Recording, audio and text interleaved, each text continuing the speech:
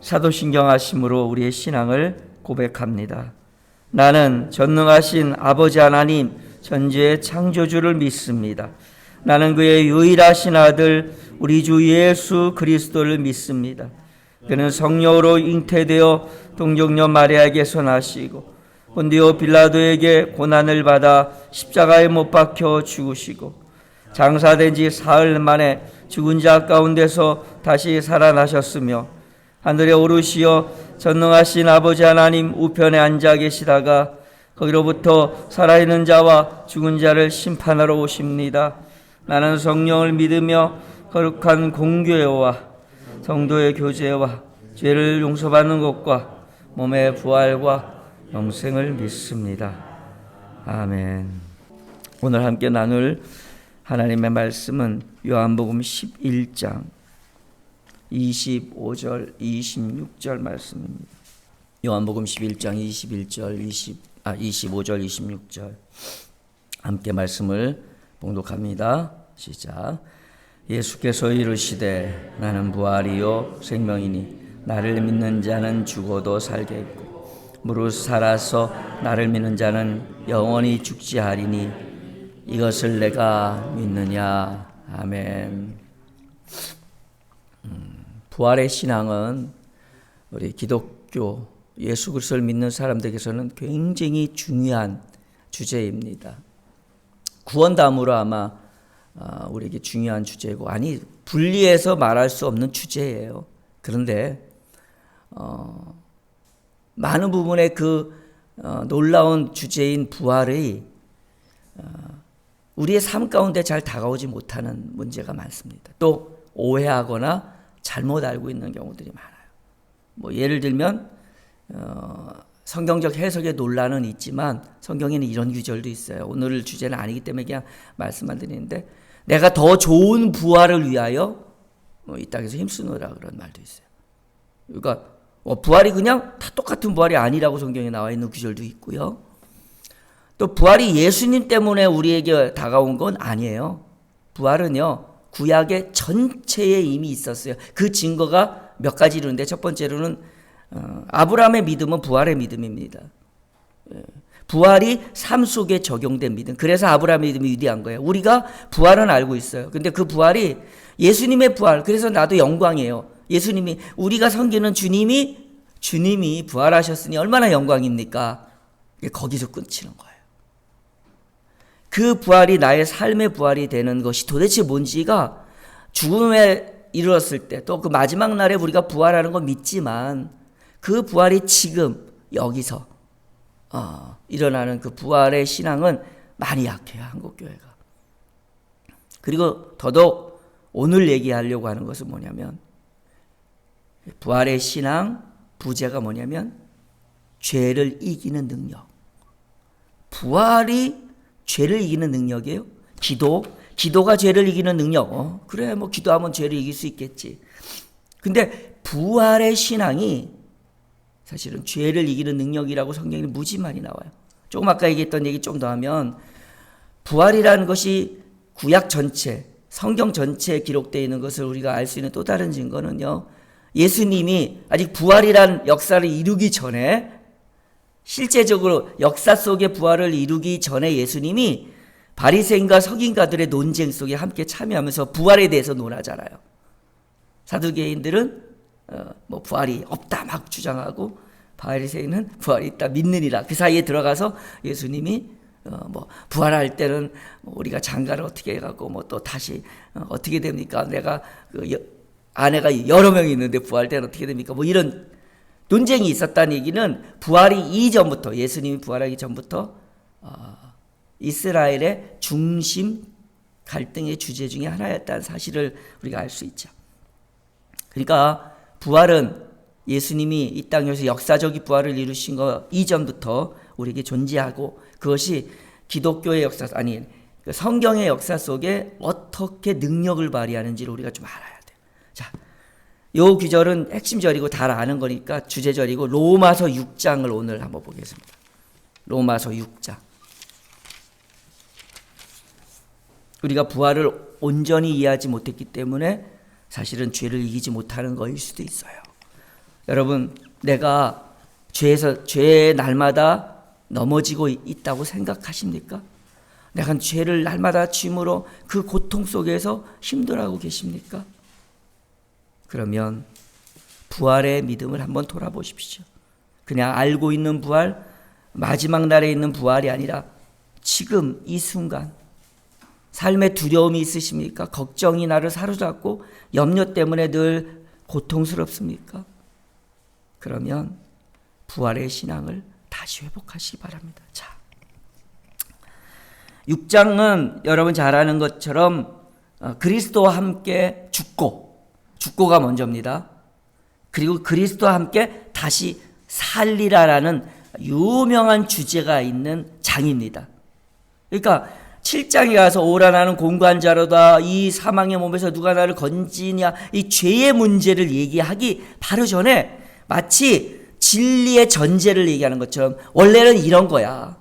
근데 나는 이런 죄에서 고통해. 그리고 갑자기 8장에 가서 막 내가 믿음 안에 승리하고 막 생명 안에서 사는다는 얘기를 하는데, 그냥 6장을 빼고 7장의 그 참담함을 오라 나는 공고한 자로다는 그 바울의 고백을 읽다가 8장을 딱 가면 약간 의아함도, 이게 뭐지?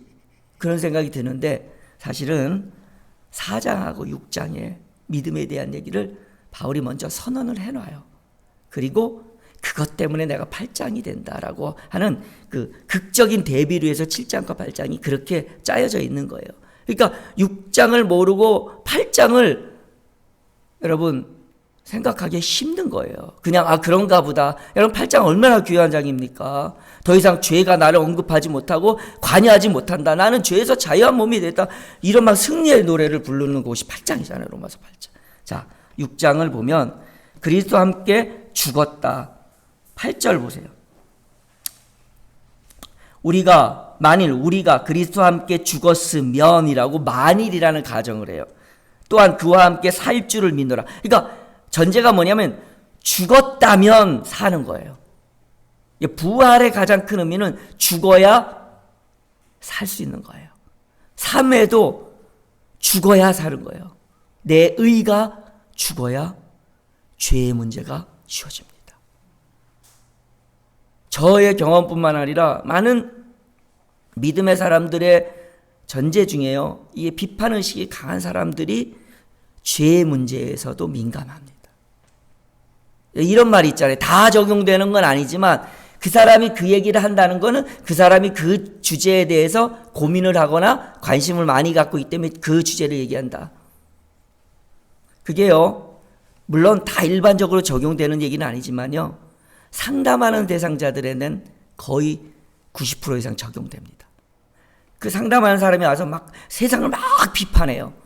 그러면요, 사실은 자기를 비판하고 있는 거더라고요. 막 죄에 대해서 막 얘기를 해요. 뭐 누가 어떻고, 뭐 대통령이 어떻고, 뭐 목사가 어떻고 막 얘기를 해요. 막 장로님이 어떻고. 그러는 그 사람 10중 8구. 그러니까 상담은 거의 그렇고요, 일반인에게는 그대로 적용하면 위험합니다. 이런 목사가 죄에 대해 막 설교하면 따고, 저 목사님 죄에 대해서 문제가 심각해서 설교하구나, 이렇게 되면 안 되잖아요. 그러니까 일반적으로 적용하시면 안 되지만 그럴 수 있다는 거예요. 그게 많다는 거예요. 우리가 부활에 대해서 정말 오해하고 있거나 잘 모르고 있거나 놓치고 있는 것이 뭐냐면 죽어야 된다는 거예요. 내 의가 죽어야 되고, 내 고집이 죽어야 되고, 내 열심도 죽어야 돼요. 죽어야 사는 거예요. 근데 죽진 않아요. 내 영광 죽어야 돼요. 내가 쌓아온 인생의 영광들이 있잖아요. 학력이 좋거나 똑똑하거나 아니면 실력이 있거나 지위를 갖거나. 근데 그게 쉽지 않아요.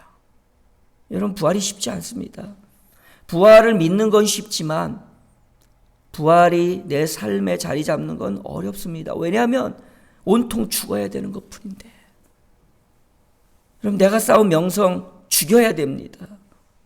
내가 갖고 있는 올바름의 의가 죽어야 그리스도의 의가 내 안에서 올라와요. 그 의는 뭐냐면 사랑을 바탕으로 하는 의예요.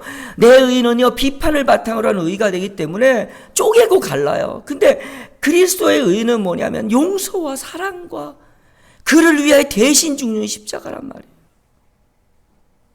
본질이 다른 거예요. 그 차이는 내가 죽는 것, 부활이라는 것에서부터 시작되는 거예요.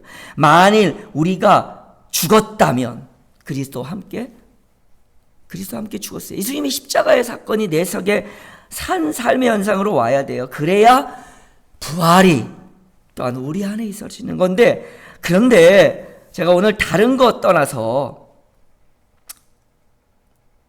죄의 문제를 한번 얘기해 보아요. 우리가 죽었다라는 얘기를 하는데 여기 보면 10절. 자, 이제 시간이 없으니까 다른 거 다 생각하고 넘어가. 오늘 주제. 부활의 신앙을 온전히 가지면 죄를 이길 수 있다. 그게 능력이 된다. 죄에 대해서 고민을 아직도 갖고 계신 분이 있다면 이걸 한번 보세요. 10절. 다 같이 읽겠습니다. 시작.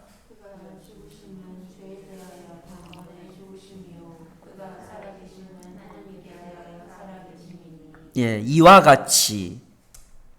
여러분 10절을 믿으시죠? 예수님 죄에 대해서 부활로 승리하셨습니다. 십자가의 사건으로 죄를 해결하셨습니다. 우리가 믿고 있는 일반적인 믿음입니다. 그래서 우리가 죄에서 자유함을 얻을 수 있습니다. 예. 우리가 알고 있는 건데 삶에 왜 여전히 나는 죄를 범하고 있고 여전히 왜 나는 죄의 갈등 속에 있을까? 이유가 있어요. 11절. 이와 같이 너희도 너희 자신을 죄에 대하여는 죽은 자요 그리스도 예수 안에서 하나님에 대해 살아있는 자로 어떻게 할지라? 여길지라. 부활의 믿음의 부활의 신앙의 첫 번째 중요한 건 뭐냐면 날마다 난 죄에 대해 죽었다라는 선언하는 거예요. 여러분, 죄는요 내가 짓지 않기 때문에 죄를 안 짓는 게 아니라 죄에 대한 의식을 깨트릴 때부터 우리가 죄를 짓지 않게 돼 힘이 생기는 거예요. 여전히 내가 죄에 대해서 고민하고 죄에 대해서 갈등하고 죄에 사로잡혀 있는데 어떻게 죄에서 자유할 수 있습니까? 이미 생각부터가 죄의 실패, 죄의 좌절감. 그러니까 6장 1절 그런즉 우리가 무슨 말을 하리요? 은혜를 더하게 하려고 죄에 거하겠느냐? 그럴 수 없느니라. 죄에 대하여 죽은 우리가 어떻게 죽어요? 여전히 죄질 인생인데 운명이고 존재인데 여러분 우리는 죽는 날까지 죄인입니다. 죄인이란 말은 뭐냐? 죄를 지을 가능성을 가진 사람, 죄를 짓고 있을 수 있는 사람, 아니 죄를 짓는 사람이란 뜻입니다. 주님 오시는 그날까지 우리 이거 해결할 수 없어요. 예수 아무리 엄청나게 믿어도 똑같은 죄인입니다. 이거는 우리가 엄청난 일을 했다고 나는 이제 그만 죄를 천만에요. 내 의가 내가 죄인인 것을 잊어버리게 만듭니다. 그게 가장 큰 게 목회자예요. 두렵고 떨림으로 하나님 앞에 서야 될 자리예요.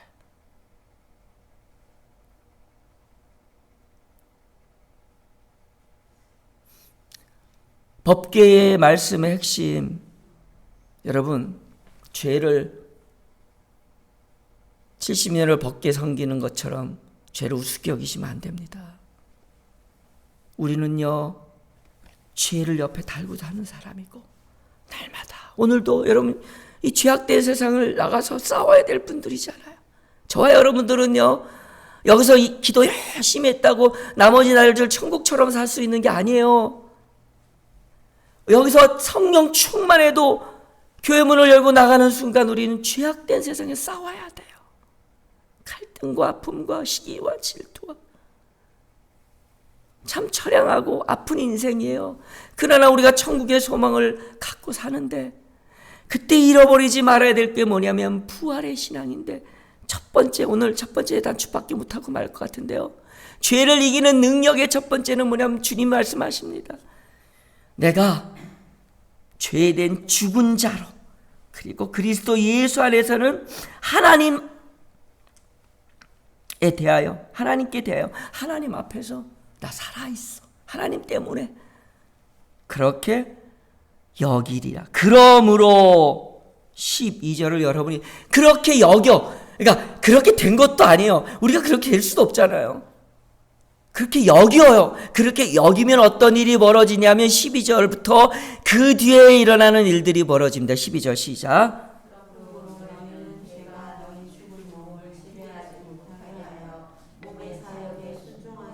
네, 그만. 시간이 없어서 다 하면 안 되는. 자, 그렇게 하면 너희는 죄가 너희 몸을 지배하지 못하게 된다는 거예요. 할렐루야. 어떻게 우리가 죄를 이깁니까? 어떻게 우리가 죄를 떠나서 정말 하나님을 살 수 있을까요? 이것이 우리 평생의 고민 아닙니까? 그런데 여기는 이렇게 말합니다. 그렇게 하면 죄가 너희 죽을 몸을 지배하지 못한다. 할렐루야. 이미 이 믿음을 갖고 사는 사람들은 역시 죄를 지나 그 죄에 사로잡히지 않아요. 그런데 만약 여러분이 죄를 고민하고 있다면 사로잡혀 있는 거예요. 죄를 숨기려고 하고 아닌 척하고 있다면, 여러분, 제가 목회 때 제가 잘 몰랐던 것, 이제 나이가 먹어서 알았던 게 중에 하나가 뭐냐면, 내가 나이스하게 하면 교인들이 속을 줄 알아요. 그랬던 거예요. 그러니까 내가 막 일주일 동안 좀 아니게 살고 주일날 나이스하게 해서 목소리 딱 가고, 하나님, 여러분, 하나님께서 여러분 사랑하셔요.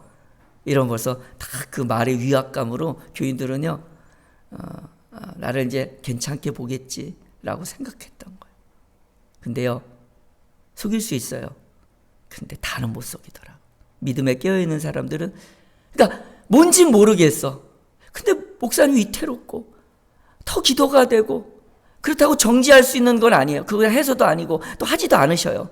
근데 뭔가 우리 목사님 뭔가 좀 아닌 것 같아. 뭔가 좀 어려운 것 같아. 뭔가 힘든 것 같아. 그리고 더 기도를 해. 이게 맞는 거예요. 나는 속였다고 생각하는데 아니더라고요. 그러니까 저건 뭔가 아닌 것 같은데 걱정이 되는 거예요. 옵니다.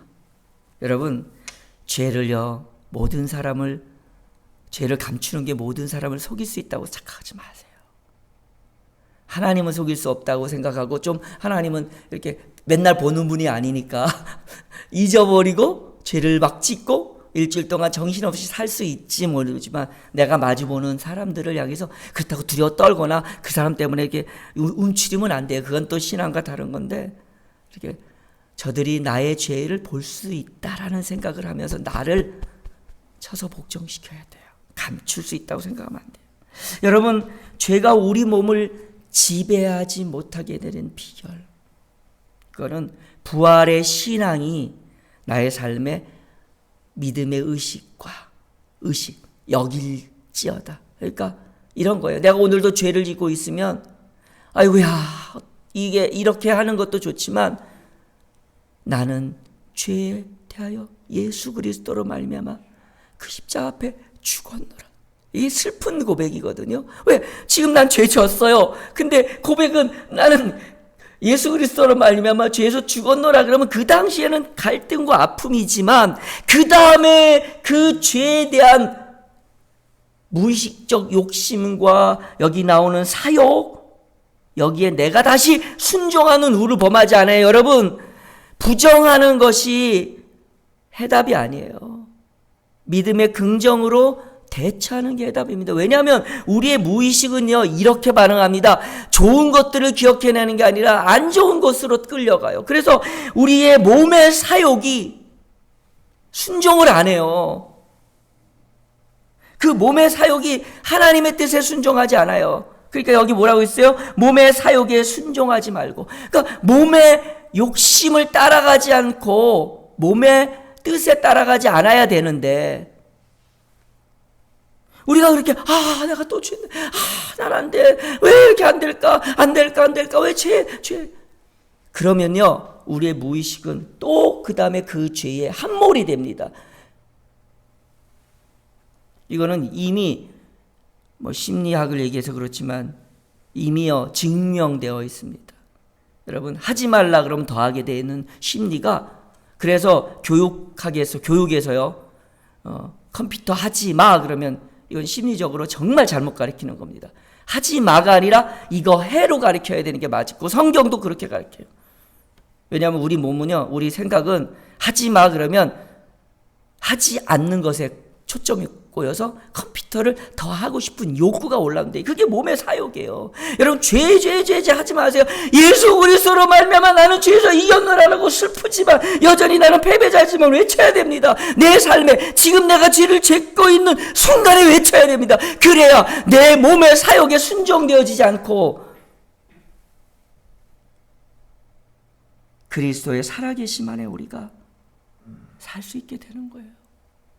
14절을 읽고 오늘 말씀 마치려고 합니다. 14절 다 같이 큰 소리 읽겠습니다. 시작.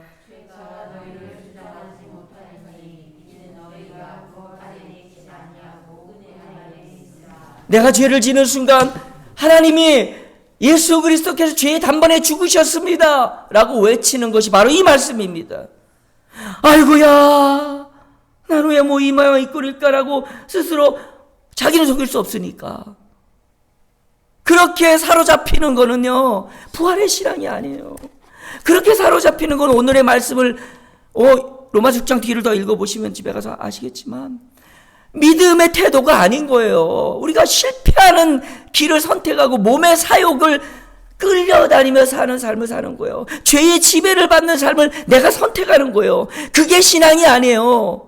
세상 사람들도 그렇게 삽니다. 우리의 신앙의 핵심은 뭐냐면 내가 오늘 죄를 지은 순간, 내가 오늘 초라해진 순간, 내가 오늘 무너진 순간 예수님이 나를 위해서 사셨습니다. 나는 죄에 대한 반에 예수님이 십자가로 살았습니다라고 그 죽음을 외치며 살아계심을 외치는 부활의 신앙이 죄를 이기는 능력이 됩니다. 또 있어요. 죄를 이기는 능력의 부활의 신앙에서 어떤 역할을 하는지 오늘 여기까지. 여러분 날마다 예수님의 부활이 부활절만의 부활이 아니라 내가 짓는 죄의 순간, 내가 무너지는 슬픔의 순간, 내가 실패하는 좌절의 순간에 그 부활의 예수님을 외치시기를 주님의 이름 축원합니다.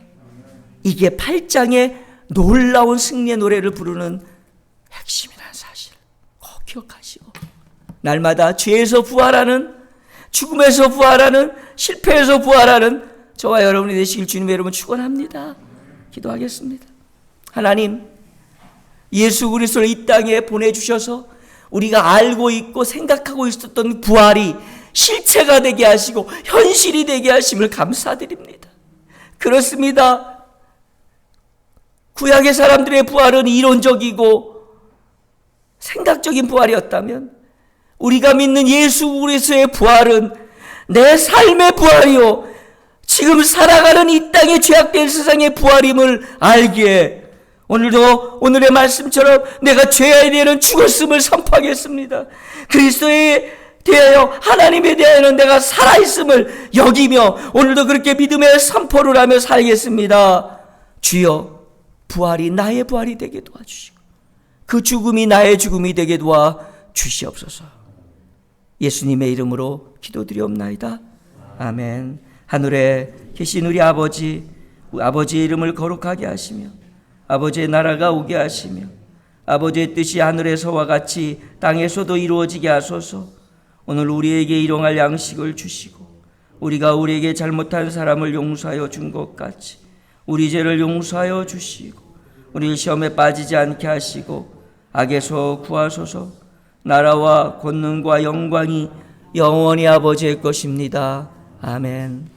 우리가 겸손할 수밖에 없는 이는 우리는 죄인이라는 사실을 알기 때문입니다. 그러나 우리가 믿음의 당당함으로 승리의 노래를 부르며 살아갈 수 있는 이유는 주님이 부활하셨기 때문입니다. 우리의 죄를 대신해서 오늘 그 믿음으로 이 하루도 믿음 안에 당당히 살아가는 복된 하루 되시길 주님으로 축원합니다. 기도합시다. 주님, 우리의 믿음을 붙들어 주옵소서. 부활의 신앙으로 다시 우리를 돌아보게 도와주시옵소서.